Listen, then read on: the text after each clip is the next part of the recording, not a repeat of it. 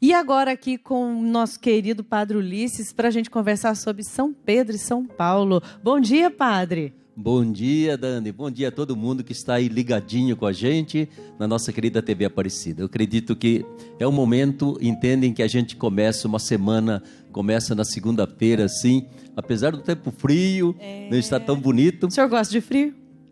Eu prefiro o calor. O senhor nasceu em que cidade? Eu sou nascido em Cachoeira Paulista, bairro do Quilombo. Que maravilha, Crescido meu pai é de lá Piquete, também. Tá vendo? Olha que bom. Pois é, mas eu acho que começando a segunda-feira com a TV Aparecida, sim, há sempre um sol brilhando. Muito dentro gostei da gente. poesia. Gostei. E hoje, Padre, a gente, desde ontem, né, na igreja, nós vemos o quanto é discutido, o quanto nós podemos falar sobre São Pedro e São Paulo. Também lembramos o nosso Papa Francisco, o Papa de número 266. E seguimos em frente. Continuamos a nossa missão. Alguns como Pedro, outros como Paulo.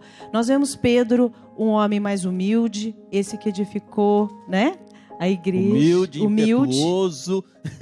E o perfil de Paulo? Doutor. Paulo, como dizia São Pedro, de vez em quando, às vezes eu não entendo Paulo, é muito intelectual. Muito intelectual, não tem assim? Tem. A gente pode ver, olhando assim mais para os religiosos, nós temos mais Paulos, nós temos mais Pedros, dentro então, também da comunidade, né, os leigos. Eu acredito que é muito importante, e o Papa acabou de falar para nós, né? Essas duas colunas da igreja são dois paradigmas, são dois pontos de referência, Pedro e Paulo, né? Enquanto Pedro traz para nós aquilo que é essencial para ser igreja, eclesia, a unidade. Sem unidade, não existe igreja, né? E isso é importante, essa referência de Pedro, porque no momento que você descarta Pedro como referência, essa pedra que Jesus deixou para nós, nós começamos a nos estilhaçar, a nos dividir como tantas e tantas denominações, seitas, né? Então Pedro está ali, homem impetuoso, homem cheio de, sei lá, uma paixão por Jesus Cristo, né? E ao mesmo tempo frágil. O Pedro é humano demais. Humano demais. Quando a gente estava falando aqui sobre os padres, eu queria dizer sobre isso, que são humanos e humanos, algumas vezes humanos demais para entender, para poder discernir. E o senhor falando de Pedro, Paulo, por sua vez... Paulo é o grande missionário, né? Ele vai dizer o primeiro dos apóstolos, ou seja, aquele homem que no momento em que ele... veja, Dani, Paulo era muito arrogante. Sim. Paulo era um fariseu que ele achava, eu entendo de Deus, eu entendo de religião. O bonitão. Eu sei tudo, né? Que entende tudo. Exato, ele dava explicação para o inexplicável, né? Sim. E de repente a arrogância dele come a poeira do chão, exatamente, leva um tombo bonito, e nesse tombo ele fica cego, né? Eu acho interessante perceber que estou cego, ou seja, eu não estou entendendo nada, eu não estou vendo direito mais nada, né? E isso é muito bonito, porque na hora que reabrem os olhos de Paulo, né, ele está vendo outra coisa. Ele vê Jesus Cristo, ele vê o Cristo ressuscitado, e aí então desperta naquele homem o super missionário. E que amor, e que paixão, e que história, né? E o senhor falou de um detalhe muito importante agora, falando que ele levou esse tombo, ficou cego. Essa cegueira que nós que enxergamos muitas vezes, para a gente entender melhor, Padre, o que seria a cegueira de hoje para a gente enxergar melhor Jesus? Meu Deus do céu, acho que a cegueira de hoje ela é feita principalmente, como eu poderia comparar, Dani? Eu acho que nós estamos mais bloqueados, sabe? Não deixa ver além. Nós somos do imediato, do que acontece agora. É como se a gente estivesse, perdão a palavra, dentro de um laboratório, com maravilhosas imagens artificiais, mas que nos rouba a visão da vida, nos rouba a visão do outro, nos rouba aquilo que é o mais delicioso da vida do ser humano, entende? Que é a realidade em que Deus nos colocou. A gente prefere o artificial, a montagem, a imagem, né? E perdemos o contato com aquilo que é o mais importante para nós, que é a realidade, principalmente o outro ser humano. Eu acho sempre que a grande missão de Jesus foi a missão de mostrar para nós a medida exata de ser um ser humano. Por isso que ele escolhe homens simples como Pedro, profundamente humano. Escolhe um outro tipo Paulo, né? Que ele tem que humanizar o Paulo. Paulo estava fora de órbita. Sim, completamente fora Estava achando meio endeusado, né? É. E Jesus humaniza o Paulo. E ele se torna um homem fabuloso, São Paulo, né? Perfeito. Coloca toda a inteligência, conhecimento dele a serviço das comunidades que ele vai fundando, né? Ama essas Viaja, comunidades. vai longe. Ama as comunidades, escreve para elas, tem um carinho especial. Não é mais aquele intelectual de cátedra, né? É o homem que vai dizer para nós: vocês não sabem o quanto que eu tenho sofrido para levar a palavra de Jesus até vocês, né? O quanto que eu tenho dado a vida. Que todo o conhecimento dele, aquilo que a gente chama do doutorado, se torna pequeno perto da grande humildade que ele se torna, do grande humilde que ele se torna para poder exercer a missão. Paulo vai dizer: eu me tornei tudo para todos, né?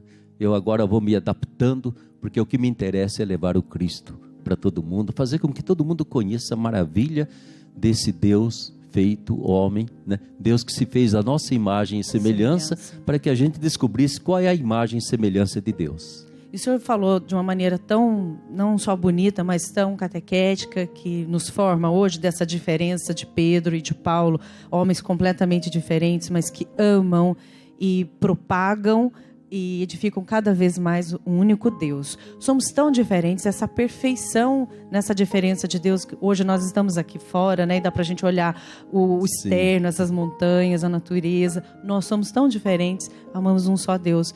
Dentro da igreja nós temos tantas diferenças e tantas brigas, padre.